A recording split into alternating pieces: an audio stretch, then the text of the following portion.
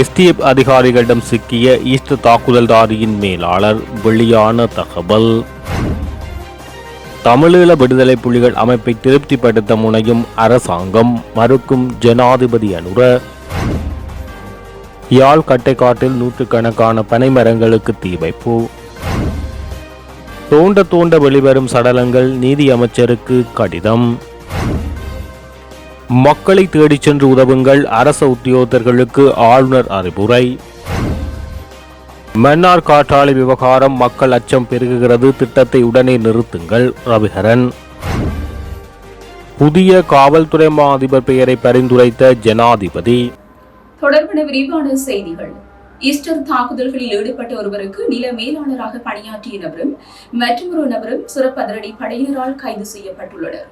குறித்த நபர்களிடம் 1 பில்லியனுக்கும் அதிகமான மதிப்புடைய 10 கிலோகிராம் குஷ் போதைப் பொருள் பெறப்பட்டதாக அதிகாரிகள் தெரிவித்தனர். கடந்த 6ஆம் தேதி மாலை கோதட்டுவ போலீஸ் பிரிவின் மணிகமுள்ள பகுதியில் கடுவெள்ளத்திற்கு அதிவேக நெடுஞ்சாலை நுழைவாயிலுக்கு அருகில் சிறப்பு அதிரடி படையின் சிறப்பு நடவடிக்கை பிரிவு அதிகாரிகள் குழுவால் சோதனை நடத்தப்பட்டது. இதன்போது கடத்தல் மூலம் பெறப்பட்டதாக சந்தேகிக்கப்படும் 5 கிலோகிராம் 184 கிராம் குஷ் போதைப் பொருள், ஒரு கையடக்க தொலைபேசி மற்றும் 1,00,000 ரூபாய் பணத்துடன் ஒரு சந்தேக நபர் அங்கு கைது செய்யப்பட்டார். இதற்கிடையில் கடத்தல் மூலம் பெறப்பட்டதாக சந்தேகிக்கப்படும் 5 கிலோகிராம் 106 கிராம் குஷ் போதைப் பொருள், ஒரு கார் மற்றும் 1,50,000 ரூபாய் பணத்துடன் மற்றொரு சந்தேக நபர் கைது செய்யப்பட்டு கோதட்டுவ போலீசாரிடம் ஒப்படைக்கப்பட்டனர். கைது செய்யப்பட்டவர்கள் கோதட்டுவ மற்றும் கொழும்பு 14 ஆகிய இடங்களைச் சேர்ந்தவர்கள். அவர்கள் 35 மற்றும் 64 வயதுடையவர்கள் என தெரிவிக்கப்பட்டது.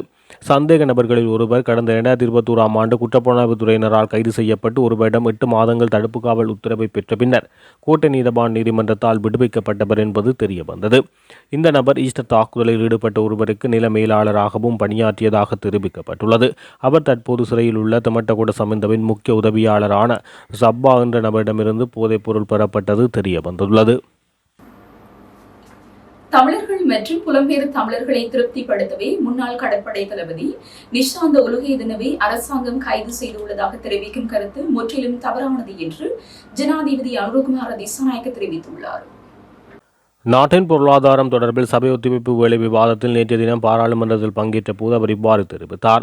முன்னாள் கடற்படை தளபதியை கைது செய்த போது புலம்பெயர் தமிழர்களின் தேவைக்காக அவர் கைது செய்யப்பட்டதாக ஊடக மாநாடுகளை நடத்தி தெரிவித்து வருகின்றனர். நீதிமன்ற தீர்ப்பின் மூலமே அவர் கைது செய்யப்பட்டுள்ளார். விசாரணைகளுக்குமே அவருக்கான தண்டனை வழங்கப்பட்டுள்ளது. அவரை கைது செய்து தமிழீழ விடுதலை புலிகள் அமைப்பை திருப்திப்படுத்த அரசாங்கம் முனைகின்றது என கூறுவது விந்தியாக உள்ளது. கோட்டபாய அரசாங்கம் உள்ளிட்ட முன்னைய அரசாங்கங்கள் பல பயணத்தடைகளை விதித்திருந்தனர் என குறிப்பிட்டார். யாழ்ப்பாணம் வடமராட்சி கிழக்கு கட்டைக்காட்டு பகுதியில் நூற்றுக்கணக்கான பனை மரங்களுக்கு விஷமிகளால் தீ வைக்கப்பட்டுள்ளது. இந்த சம்பவம் தொடர்பில் மேலும் தெரிய வருவது, நேற்று மாலை 5:30 மணியளவில் கட்டைக்காடு இராணுவ முகாமுக்கு முன்னால் காணப்பட்ட நூற்றுக்கணக்கான பனைகள் திடீரென தீப்பற்றி எரிந்தது. நிலைமையை உணர்ந்து கொண்ட இராணுவத்தினர் தீயை அணைப்பதற்காக தீயணைப்பு வாகனத்தை வரவழைத்தவுடன் மருதங்கேணி இராணுவ முகாமில் இருந்தும் தீயை அணைப்பதற்காக 200 இராணுவத்தினர் வரவழைக்கப்பட்டனர். விசமிகளால் வைக்கப்பட்ட தீப்பரவலாக பற்றி எரிகின்ற போதும் தீயணைப்பதற்கு இராணுவத்தினர் கடுமையாக போராடி வந்தார்கள். பற்றி எரியும் தீ ஏனைய பனைமரங்களும் வேகமாக பரவி வந்தது. சம்பவம் தொடர்பாக கட்டைக்காடு இராணுவ அதிகாரியிடம் பிரதேச ஊடகவியலாளர்கள் கேள்வி எழுப்பிய போது, இராணுவ முகாமுக்கு முன்னால் காணப்படும் இந்த நூற்றுக்கணக்கான பனைகளுக்கு தீ வைப்பது இது முதல் முறை அல்ல. இதற்கு முன்பும் பல தடவைகள் இவ்வாறு தீ வைத்து அழித்துள்ளார்கள். இவர்கள் ஏன் இவ்வாறு செய்கிறார்கள் என்பது தொடர்பாக எங்களுக்கும் தெரியவில்லை. ஆனால் இந்த பகுதி இராணுவத்தினுடையது இல்லை. பொதுமக்கள் வந்து இங்கே மட்டைகள் வெட்டுவது, பனம்பழம் பொறுக்குவது போன்ற செயற்பாடுகளில் ஈடுபடுகிறார்கள். அவர்களை ஒருபோதும் இராணுவத்தினர் தடுத்ததில்லை என தெரிவித்துள்ளார். ஆனாலும் இவ்வாறான கீழ்த்தரமான வேலைகளில் சிலர் ஈடுபடுகிறார்கள். அருகில் காணப்படும் மதுபான சாலையில் மது அருந்திவிட்டு காட்டுப்பகுதியால் சென்றவர்களே இவ்வாறு பனைகளுக்கு தீ வைத்துள்ளார்கள். சம்பவத்துடன் தொடர்புடையவர்களை கண்டறிந்து அவர்கள் கைது செய்வதற்கான நடவடிக்கைகள் மேற்கொள்ளப்படுவதாக மேலும் தெரிவித்தார். இலங்கை மீது பாரிய சைபர் தாக்குதல் நடத்தப்படக்கூடிய அபாயம் தொடர்பில் எச்சரிக்கை விடுக்கப்பட்டுள்ளது. உலகின் முதல்நிலை சைபர் பாதுகாப்பு நிறுவனமான கஸ்பர்ஸ்கி நிறுவனத்தின் இந்த அச்சுறுத்தல் விடுக்கப்பட்டுள்ளது. ஆசிய பசிபிக் பிராந்தியத்தில் மிக ஆக்ரோஷமான அச்சுறுத்தல் நிலவும் நாடுகளில் ஒன்றாக இலங்கை பெயரிடப்பட்டுள்ளது. குறிப்பாக சைன்வைண்டர் என்ற சைபர் தாக்குதல் குழுவின் அச்சுறுத்தல் நிலவுவதாகவும் இதில் இலங்கை ஒரு முக்கிய இலக்குகளில் ஒன்றாக அடையாளப்படுத்தப்பட்டுள்ளதாக சுட்டிக்காட்டப்பட்டுள்ளது. வியட்நாமின் டா நாங்கில் நடைபெற்ற கஸ்பர்ஸ்கி நிறுவனத்தின் சைபர் பாதுகாப்பு மாநாட்டில் இந்த அச்சுறுத்தல் குறித்த தகவல்கள் வெளியிடப்பட்டுள்ளன. ஆசிய பசிபிக் பிராந்தியத்தில் உள்ள இலங்கை உட்பட பல நாடுகளை இலக்காக்கியுள்ளதாக தெரிவிக்கப்பட்டுள்ளது. அரசு ரகசியங்கள் உள்ளிட்ட முக்கியமான தகவல்களை இலக்கு வைத்து இந்த குழுக்கள் சைபர் தாக்குதல் நடத்த உள்ளதாக எச்சரிக்கை விடுக்கப்பட்டுள்ளது. சைபைண்டர் மற்றும் பிற அச்சுறுத்தல் குழுக்கள் எவ்வாறு அரசு ரகசியங்கள், இராணுவ உளவுத்துறை மற்றும் முக்கிய உட்கட்டமைப்புகளை தொடர்ந்து இலக்காக்குகின்றது என்பது குறித்து காஸ்பஸ்கியின் உலகளாவிய ஆராய்ச்சி மற்றும் பகுப்பாய்வு குழு தலைமை பாதுகாப்பு ஆராய்ச்சியாளர் நவ்சின் சசாப் விளக்கியுள்ளார். சைன்பைண்டரின் செயல்பாடுகள் தொடர்ந்து அரசு, இராணுவம் மற்றும் ராஜதந்திர நிறுவனங்களை மையப்படுத்தி மேற்கொள்ளப்படுவதாக எச்சரிக்கை விடுத்துள்ளார். மனித புதைகுழி விவகாரம் தொடர்பில் சுயாதீனமானதும் பக்கச்சார்பற்றதுமான நடவடிக்கையை உறுதிப்படுத்துமாறு நீதியமைச்சர் ஹர்ஷன நாணயக்காரவிடம் மாற்றுக் கொள்கைகளுக்கான நிலையம் வலியுறுத்தியுள்ளது. குறித்த விடயம் மாற்றுக் கொள்கைக்கான நிலையத்தின் நிறைவேற்று பணிப்பாளர் பாக்கியசோதி சரவணமுத்துவினால் அனுப்பி வைக்கப்பட்டுள்ள கடிதத்தில் தெரிவிக்கப்பட்டுள்ளது. இலங்கையில் உண்மை மற்றும் நீதியை உறுதி செய்வதற்காக மேற்கொள்ளப்பட வேண்டிய முக்கிய மறுசீரமைப்புகள் தொடர்பில் நாம் பல தசாப்த காலமாக வலியுறுத்தி வருகிறோம். அந்த வகையில் மனித புதைகுழிகள் தொடர்பில் சமகாலத்தில் முன்னெடுக்கப்பட்டு வரும் நடவடிக்கைகள் மற்றும் இலங்கையின் கடந்த கால வன்முறைகளுடன் தொடர்புடைய விவகாரங்கள் குறித்து விசேட கவனம் செலுத்தப்பட வேண்டும். மனித புதைகுழி விவகாரத்தில் தடவையியல் ஆய்வு உள்ளடங்களாக அரசினால் மேற்கொள்ளப்பட்டுள்ள நடவடிக்கைகளை பாராட்டும் அதேவேளை இவ்விடயத்தில் உண்மையை கண்டறிவதற்கும் நீதியை பெற்றுக்கொள்வதற்கும் உரியவாறான நிபுணத்துவம் மற்றும் வளங்கள் என்பன உடனடியாக தேவைப்படுகின்றன. அதற்கமைய மனித புதைகுழி விவகாரம் தொடர்பில் சுயாதீனமானதும் பக்கசார்பற்றதும் பாதிக்கப்பட்ட தரப்பினரை மையப்படுத்தியதுமான செயல்முறைக்கு துணை அளிக்கக்கூடிய சட்ட மற்றும் கட்டமைப்பு ரீதியான மறுசீரமைப்புகளை மேற்கொள்ளுமாறு அவற்றின் இயலுமையை வலுப்படுத்துமாறும் கூறுகின்றோம். வடகிழக்கு மாகாணங்களை மையப்படுத்தி இயங்கி வருபவர்கள் உள்ளடங்களாக இதனுடன் தொடர்புடைய பல்வேறு தரப்பினரிடமும் நடாத்திய நேர்காணலில் சில முக்கிய விடயங்கள் வலியுறுத்தப்பட்டுள்ளன.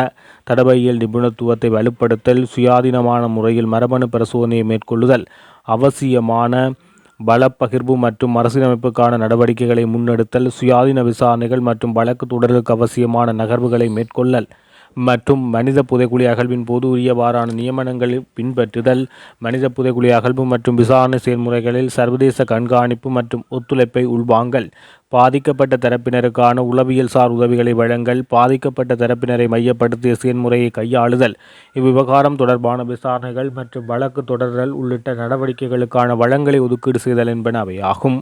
வலிந்து காணாமல் ஆக்கப்படல்கள், மனித புதைகுழி ஆய்வுகள் மற்றும் அதனுடன் தொடர்புடைய ஏனைய விவகாரங்கள் தொடர்பில் காணாமல் போனோர் பற்றிய அலுவலகம் மற்றும் இலங்கை மனித உரிமை ஆணைக்குழு ஆகிய கட்டமைப்புகளால் குறிப்பிடத்தக்க அளவு நடவடிக்கை முன்னெடுக்கப்பட்டுள்ளன.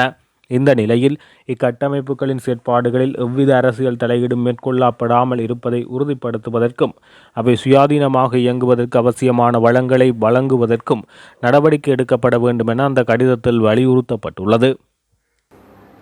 யாழ்ப்பாணம் நல்லூர் பிரதேச சபை ஆளுகைக்குட்பட்ட ஆடியபாதம் வீதியில் டிப்பர் மற்றும் பாரவூர்திகள் பயணிக்க கட்டுப்பாடுகள் விதிக்கப்பட்டுள்ளன. இது தொடர்பில் நல்லூர் பிரதேச சபை தவிசாளர் மயூரன் விடுத்துள்ள அறிவித்தலில் வீதி போக்குவரத்து இலகுபடுத்தும் நோக்கோடு முன்பள்ளி சிறார்கள், பாடசாலை மாணவர்கள், உத்தியோகத்தர்கள் பணிக்கு செல்லும் நேரங்கள் மற்றும் அண்மையில் ஏற்பட்ட வீதி விபத்துகள் ஆகியவற்றை கருத்தில் கொண்டு பின்வரும் விடயங்கள் நல்லூர் பிரதேச சபையின் சபை தீர்மானங்கள் ஆக்கப்பட்டுள்ளது.